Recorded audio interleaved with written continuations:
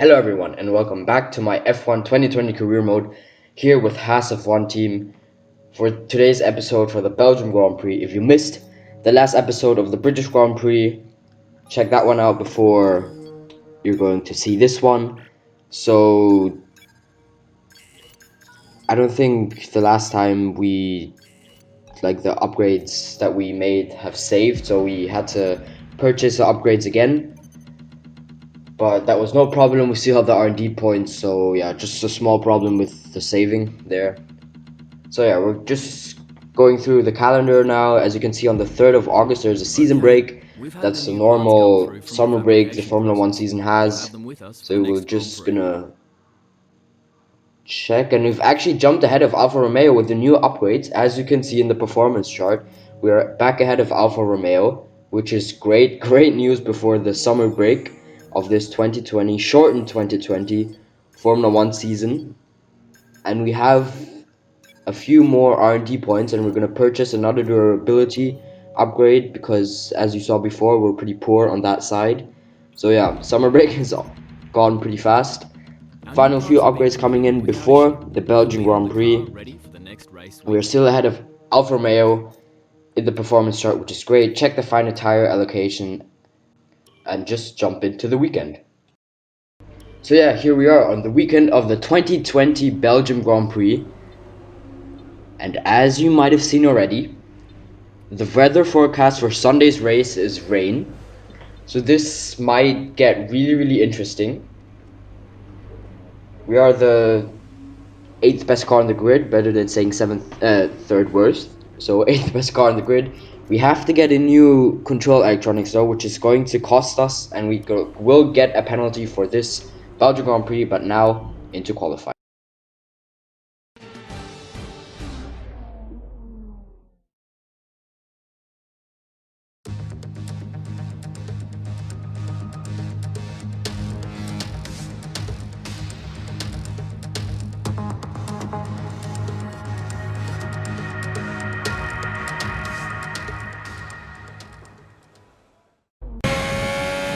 So here we are then, and as you can see, we're going to have a 10-place grid penalty for this week's 2020 Belgium Grand Prix.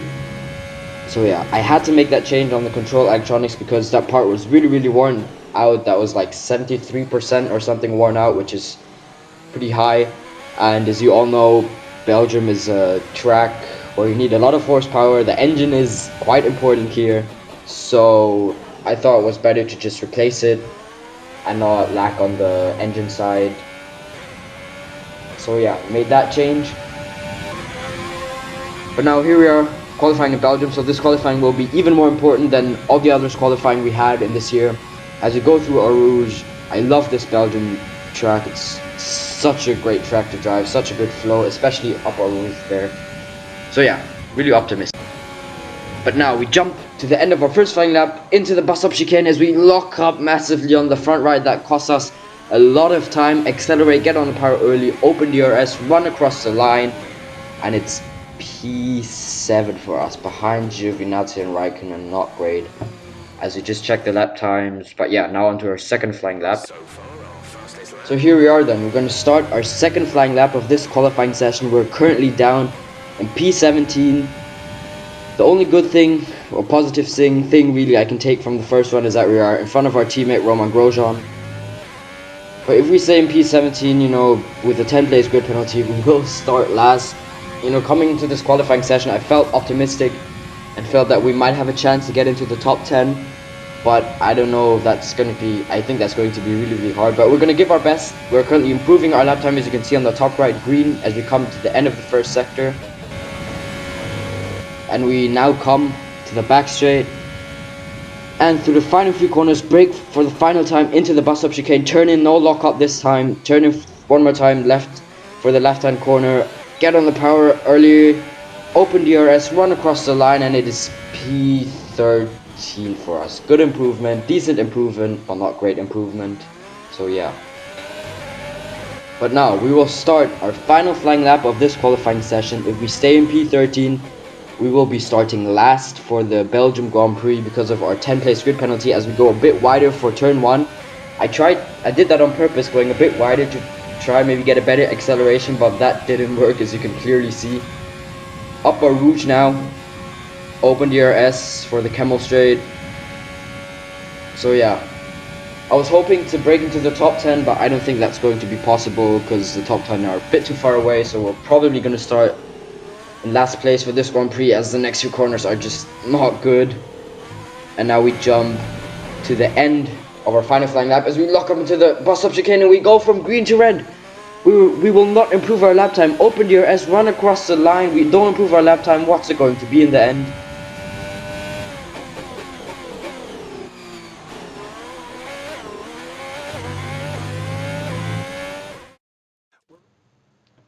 So yeah, Lewis Hamilton secures pole position in front of Valtteri Bottas and Max Verstappen. We are down in P15 in the end, so we will start in last place. Our teammate Romain Grosjean is 17th. He will start in 16th place, and Lance Stroll a great P4, but we will jump into the race now.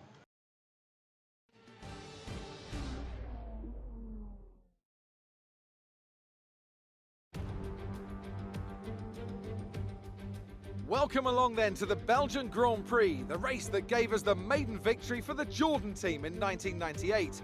And in the same team, the phenomenal debut of a young Michael Schumacher. There's always something special around one of the many corners of this fan-favourite circuit. Spa-Francorchamps then, a 4.35 mile tour of the Ardennes countryside with 9 right corners and 10 left corners, giving us a grand total of 19. Average lap speeds in the dry can reach about 145 miles per hour, but without a significant improvement in these conditions, we won't be seeing anything like that today. Anthony Davidson joins me again for the race today. Can we begin by having a chat about Sergio Perez? As ever, the threat of unreliability is never far away, and indeed they'll be starting out of position today due to a power unit component change. So it's going to be a difficult task to move forward from there. But on the bright side, at least those fresh components can help them maintain the power they need to come through the pack. I expect to see them take a more aggressive approach today to make up for the compromised start. Before we begin, let's take a quick look at the grid lineup for today's race. Lewis Hamilton lines up on pole position, and it's Valtteri Bottas that completes the front row. As we continue through the rest of the grid today, we have Verstappen, Stroll, Daniel Ricciardo and Ocon, Leclerc, Albon, Sainz and Daniel Kvyat, Vettel, Giovinazzi, Lando Norris and Gasly, Grosjean, Raikkonen, George Russell and Nicholas Latifi, Perez and the captain. It's almost time for those 5 red lights to go out. Then let's see who can prevail today.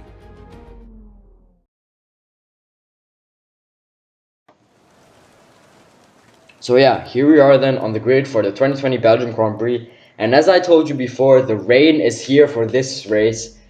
The whole race will be on full wet tires because it's only 11 lap race. So yeah, no pit stop. But now we build up the revs and wait for 5 red lights. It's lights out and away we go. We get a good start compared to Sergio Perez. We already overtook Sergio Perez, but we can't see a thing, and Sergio Perez dives down the inside. We're going to try to do the same, stick our nose in there into turn 1. Try to get a good acceleration as we get a warning for collision with Sainz. As we are 3 of us going down the straight now and going up through all the Rouge. This is going to be risky stuff, and as Kvyat loses his car. Kvyat loses his car and spins round as we overtake Carlos Sainz and are up to P11, but Daniel Kvyat loses his car. As you can see on this replay, he just spins and loses his car into the wall. But fortunately he can continue, but probably will have some front wing damage. But whoa, that was scary to watch from our perspective, to be honest. So yeah, we jump now all the way to the end of lap 1, and Carlos Sainz is right up our gearbox. We defend the inside into the bus stop chicane so he doesn't think of a move down the inside, but we go a bit deep. That might allow Carlos to have a look around the outside, but it didn't.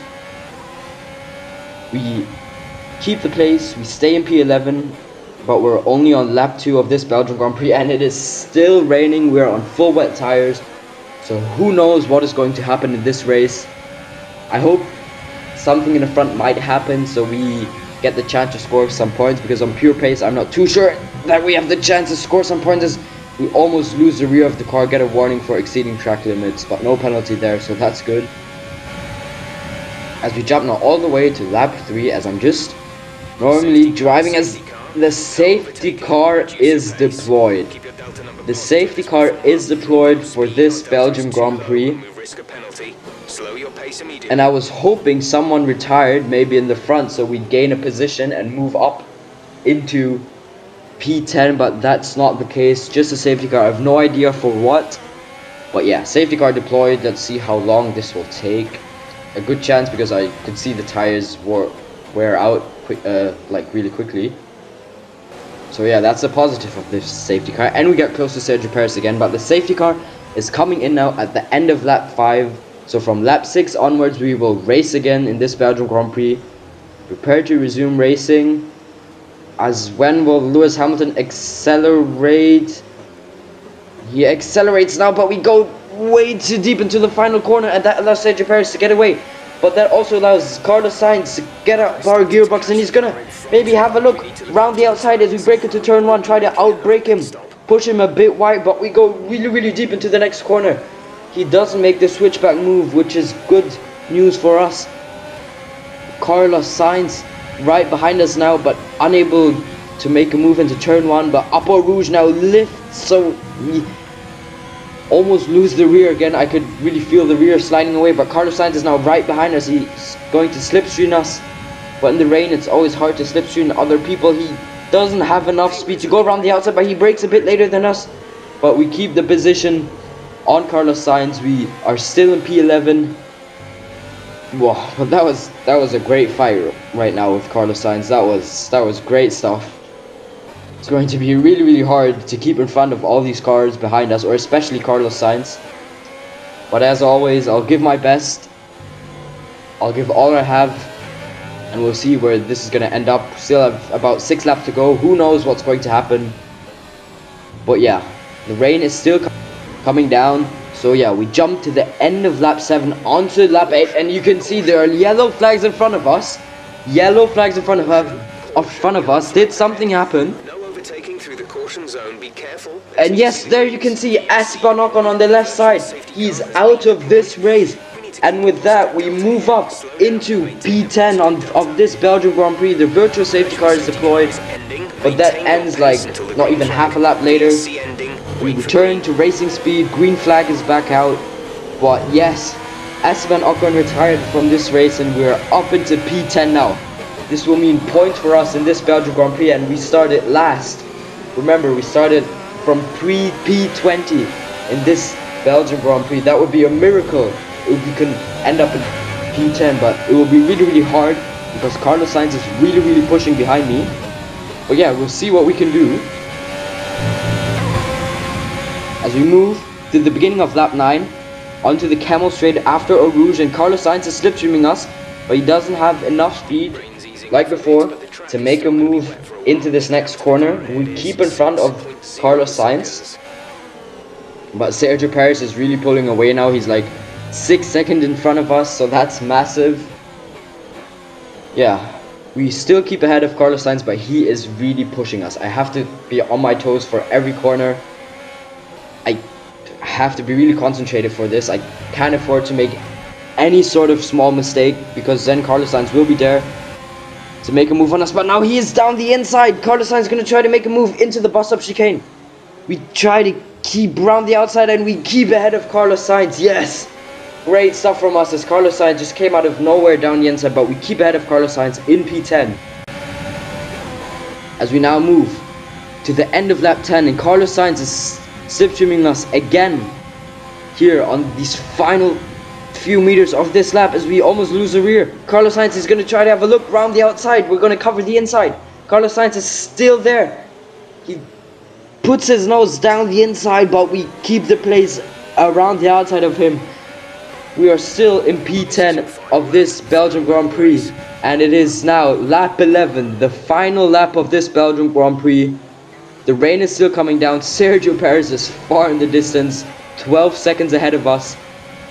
But that's not important to us now. The important thing for us is to keep ahead of Carlos Sainz now, as we for the final time go through Eau Rouge, which was really nerve-wracking. But Carlos Sainz, he's going to try to slipstream us, and he has more speed than on the laps before.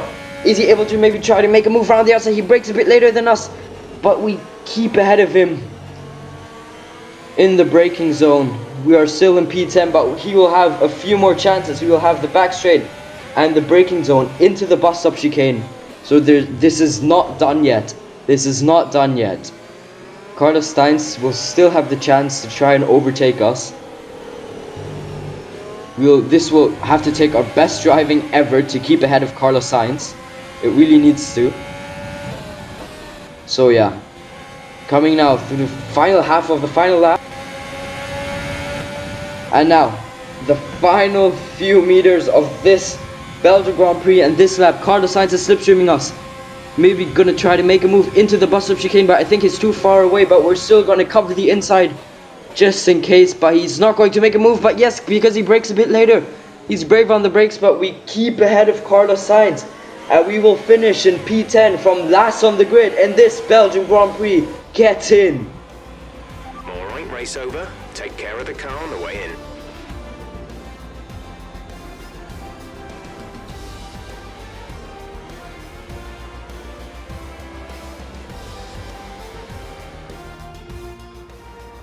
What a great race then, and what a magnificent victory here at the Belgian Grand Prix. Anthony Davidson, a resounding victory today. What set them apart from the rest? Well, they played the safety car to absolute perfection. There are so many factors to worry about once the race is neutralised. I mean, do you pit for fresh rubber? Do you have the space behind you? How much fuel can you save? If you answer all of those questions correctly, you'll have a good chance. And that's exactly what happened today. So after a magnificent race, we can now see the drivers making their way to the podium. Once again, it's the Silver Arrows who take top spot, a well-earned victory for Mercedes.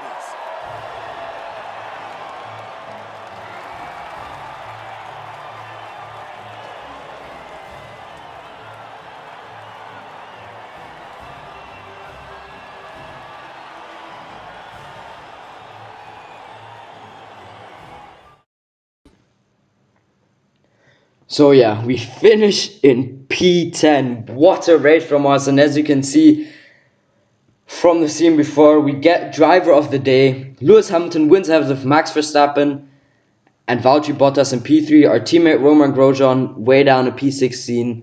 We're down to P11 of the championship because Lance Stroll finished in P4. Great race from him. He jumps into 10th place.